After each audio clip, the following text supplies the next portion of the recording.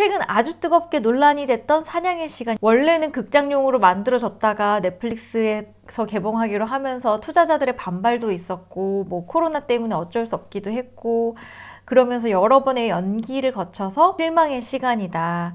이걸 120억 주고 산 넷플릭스가 호구다. 안녕하세요, 찌라입니다. 제가 요즘 유튜브 열심히 하죠.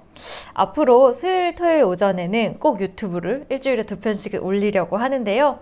제가 제때 유튜브를 안 올리면 여러분들 궁금해 주시고 또 독촉해 주세요.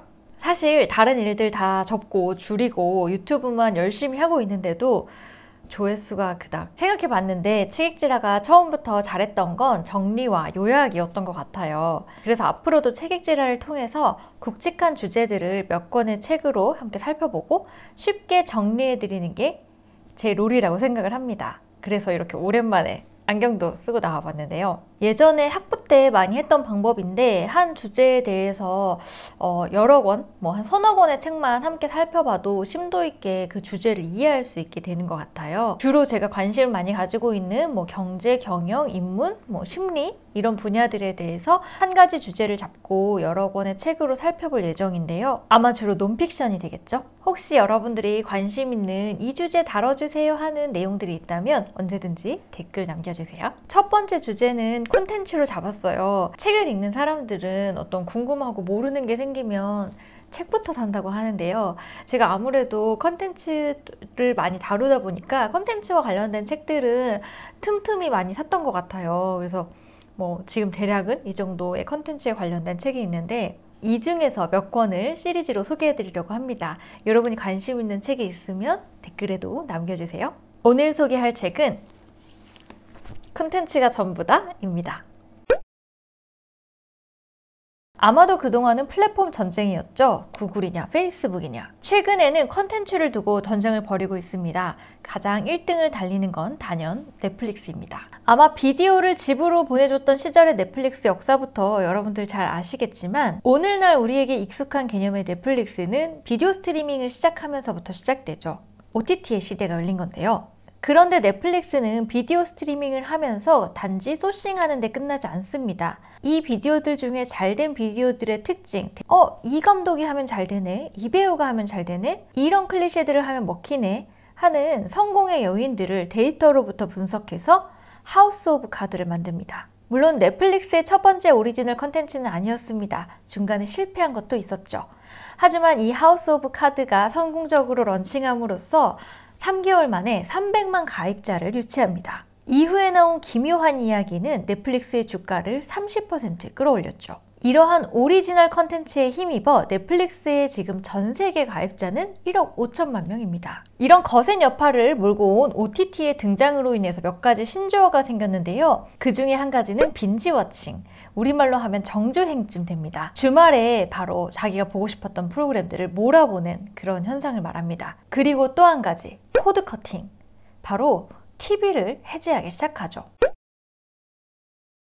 미국의 OTT 시장은 작년까지는 한 4개 정도로 볼 수 있을 것 같아요. 첫 번째는 넷플릭스, 단연 가입자가 가장 많고요. 두 번째는 유튜브입니다. 유튜브에서도 유료로 VOD 볼 수 있는 것들 아시죠? 유튜브 오리지널 컨텐츠도 있고 유튜브 안에서 영화를 다운받아서 볼 수도 있고요. 세 번째는 훌루, 네 번째는 아마존 프라임 비디오입니다. 이렇게 해서 넷플릭스가 가장 많은 비중, 그리고 나머지 뭐 한 3강, 4강 정도의 구도가 있었는데요. 작년 4분기 디즈니가 디즈니 플러스라는 OTT를 내놓죠. 디즈니는 그동안 내셔널 지오그래픽, 마블, 픽사, 루카스필름 같은 IP 회사들을 인수해왔습니다. 얼마나 많은 영화와 TV 드라마 시리즈를 보유하고 있겠어요. 또 그 와중에 ESPN과 훌루도 인수합니다. 넷플릭스와 전쟁할 준비를 단단히 해놓는 거죠. 그리고 작년 12월 디즈니 플러스를 런칭할 때 디즈니 플러스, 훌루, ESPN까지 합쳐서 월 12.99달러에 런칭합니다. 넷플릭스의 반값 정도 됐는데요. 이때 가입 첫날 1,000만 명의 회원을 확보합니다. 문제는 디즈니가 당장은 아니지만 차츰 넷플릭스에서 컨텐츠를 뺄 거라는 얘기죠. 디즈니 컨텐츠뿐만 아니라 디즈니가 인수합병한 많은 회사들의 컨텐츠가 빠지겠죠. 근데 디즈니뿐만이 아니라 HBO도 OTT를 출시했고 애플 TV도 OTT를 출시했어요. 이 판권을 넷플릭스에 넘기지 않으면 넷플릭스에서 점차 볼 게 없어지겠죠. 그래서 지금은 미국 시장에 그래서 지금 미국의 OTT 시장은 한참 컨텐츠 전쟁을 벌이고 있습니다. 국내 OTT 시장은 어떨까요? 우리나라 굉장히 부지런하고 빠르잖아요. 몇 년 전에 OTT 서비스가 막 쏟아집니다. 이럴 때 통신사가 쓸데없이 빠른 것 같아요. SKT의 옥수수, KT의 올레TV, 그리고 CJ의 티빙, 푹, 그리고 넷플릭스와 같이 등장했던 스타트업 왓챠플레이, 이런 OTT 플랫폼들이 등장합니다. 그런데 사실 한국에서는 이렇다 하게 독점하고 있는 OTT 서비스는 좀 약하다고 볼 수 있어요. 그래서 현재는 넷플릭스가 한국에서 가입자 200만으로 가장 많은 수치입니다. 다만 OTT 서비스를 한 개만 보는 사람은 거의 없다고 해요. 킹덤과 같은 넷플릭스 오리지널이나 미국 드라마를 보기 위해서 넷플릭스를 이용하기도 하지만 또 국내 드라마를 보기 위해서 티빙을 동시에 이용하고 이런 식으로 이루어집니다. 컨텐츠 회사들이 재미를 보고 있습니다.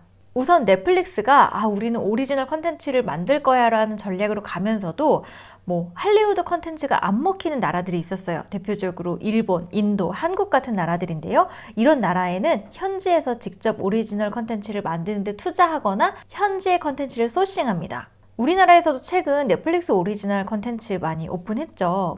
조금 일찍은 범인은 바로 너라든지 정말 히트친 킹덤이라든지 올해도 몇 개의 시리즈들이 더 오픈하는 걸로 알고 있어요. 그렇기도 하지만 이태원 클라스, 슬기로운 의사생활, 스카이캐슬 이런 드라마들이 본방 끝나자마자 20분 이내에 4K로 바로 넷플릭스에 올라오기 때문에 그런 것을 실시간으로 볼 수 있도록 국내 컨텐츠도 많이 수급하고 있습니다.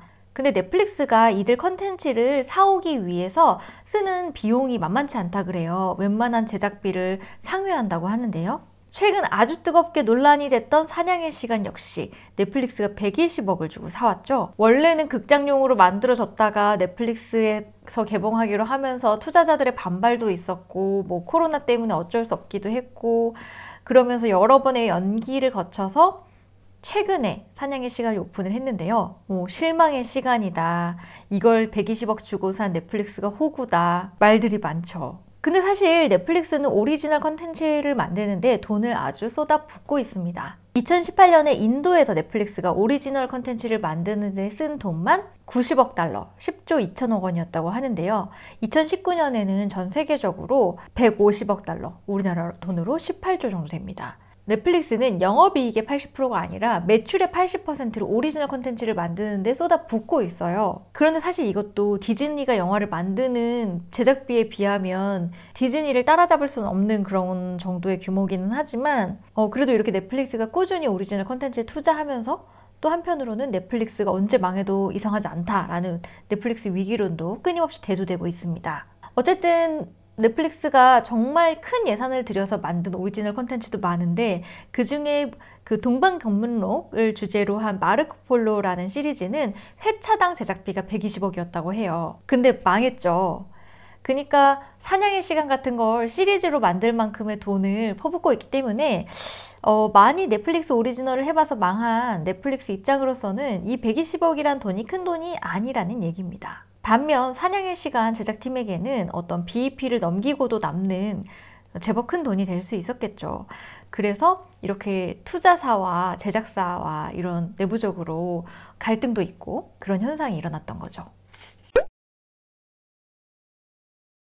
하지만 대체적으로 국내 컨텐츠 업계는 글로벌 OTT 시장으로 인해서 굉장히 재미를 보고 있고 성장하고 있습니다. 대표적으로 사랑의 불시착, 호텔 델루나, 미스터 선샤인, 아람브라 궁전의 추억 등등을 만든 스튜디오 드래곤. 이 회사는 특별한 자본이 없이도 웬만한 통신사 정도의 시가총액을 상회하고 있는데요. 거의 작가와 감독만으로 구성된 이 회사는 지금 2조 원이 넘어가고 있습니다. 또 하나, 익히 알고 계시겠지만 카카오M은 멜론을 필두로 해서 대형 매니지먼트사를 인수 합병해 왔는데요. 아이유도 여기 소속이죠. 그러면서 컨텐츠 IP를 소싱하는 것부터 제작해서 릴리즈하는 것까지 수직 계열화하고 있습니다. 카카오 페이지에서 이 웹소설이 굉장히 잘 됐는데 우리 이거 드라마로 만들까? 라고 하면 카카오M이 가지고 있는 엔터에서 배우와 감독 그리고 드라마 작가를 소싱할 수 있고 또 여기서 직접 작곡도 하고 OST도 만들 수 있고 자기들이 가지고 있는 채널을 활용해서 뿌릴 수도 있겠죠. 그래서 카카오 앱 내에서 이런 일련의 컨텐츠 제작 과정들을 다 소화할 수가 있게 됐는데요. 최근에는 공중파, 지상파의 PD들도 대거 채용해 갔습니다. 국내에서도 컨텐츠 사업은 뜨거워지고 있는데 기생충도 그렇고 K-팝도 그렇고 이미 어떤 한국 문화가 굉장히 세계에서 많이 보고 있잖아요. 킹덤 같은 경우는 지금 아시아 넷플릭스에서 1위를 하고 있는 나라들이 많다고 하는데요. 이렇게 해외로 진출할 가능성도 엿보이고 있습니다. 제가 오늘 들려드리는 얘기가 어떤 분들에게는 새로울 것도 없고 많이 아는 얘기일 수도 있을 것 같아요. 일부 기사를 통해서 알고 있던 현상들도 있었지만 모든 플랫폼에서 지금 컨텐츠가 굉장히 중요해지고 있다는 어떤 현상에 대해서는 굉장히 인사이트 있게 설명하고 있는 것 같거든요. 오늘은 제가 이 책에서 앞부분에 해당하는 OTT의 이야기만 들려드렸지만 그 외에도 유튜브, 게임, 소셜미디어, 팟캐스트, 음악 등 다양한 분야의 컨텐츠 시장에 대해서 이 책이 굉장히 면밀히 이야기를 하고 있어요. 이렇게 오리지널 컨텐츠가 플랫폼에 영향을 미치고 있는 게 여러 산업 분야에서 일어나고 있다는 거죠. 유튜브를 한번 볼까요? 처음에 대도서관이 아프리카TV에서 오래 생방을 하다가 유튜브로 생방이 넘어오는 순간 많은 구독자들이 따라 넘어왔고 또 다른 BJ들까지 넘어왔거든요. 그러면서 아프리카TV에 큰 타격을 줬어요. 대도서관 자체가 아프리카에서건 유튜브에서건 킬러 컨텐츠가 된 거죠. 소셜미디어 한번 볼까요? 틱톡에서 아무 노래 챌린지가 굉장히 유행을 했고 그게 틱톡을 넘어서 대중문화에서도 아무 노래 챌린지가 유행을 했잖아요. 그러니까 틱톡이 그것에도 긍정적인 영향을 받아서 또 채널이 확장되는 계기가 됐죠. 저는 요즘 그 현상을 웹소설 플랫폼에서 보고 있는데요. 카카오 페이지에 어떤 소설이 있냐, 네이버 시리즈에 어떤 독점 연재가 되고 있느냐에 따라서 플랫폼 간의 점유율이 계속 변화를 하고 경쟁을 하게 되는 거예요. 그래서 좀 더 재미있는 웹툰, 웹소설 작가들을 확보하려고 경쟁을 하고 있는 거죠.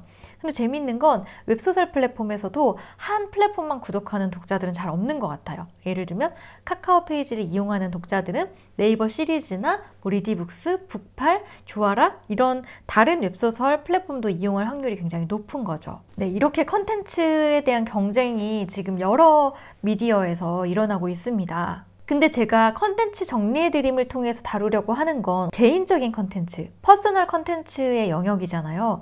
우리한테까지 무슨 영향이 있겠느냐? 이 컨텐츠가 중요하다, 컨텐츠가 전부다라는 관점에서 봤을 때는 크리에이터 하나하나가 컨텐츠고 또 킬러 컨텐츠도 될 수 있는 것 같아요. 그래서 사실 OTT 시장도 그렇고 유튜브에도 방송꾼들이 많이 넘어오고 있잖아요. 그래서 그만큼의 고퀄, 고자본이 들어간 컨텐츠는 못 만들더라도 유일무이한 컨텐츠를 만듦으로써 킬러 컨텐츠로서의 입지를 확보해 나가려는 전략은 중요하지 않나. 그리고 사실 저는 이 유튜브의 어떤 경계에 있는 어떤 일부 컨텐츠들은 OTT와 연결될 수 있다고 생각을 하거든요. 제가 좋아하는 다페이스나 김태용 씨가 하는 2호 그리고 널리한 문화예술 이렇게 약간 뉴미디어 하시는 분들 이런 채널들은 충분히 OTT까지 발돋움할 수 있지 않을까. 물론 규모화, 자본화되고 있는 이 컨텐츠 시장이 때로는 위협적으로 느껴지기도 합니다. 하지만 또 새로운 기회가 되고 있지는 않나 생각해 보는데요.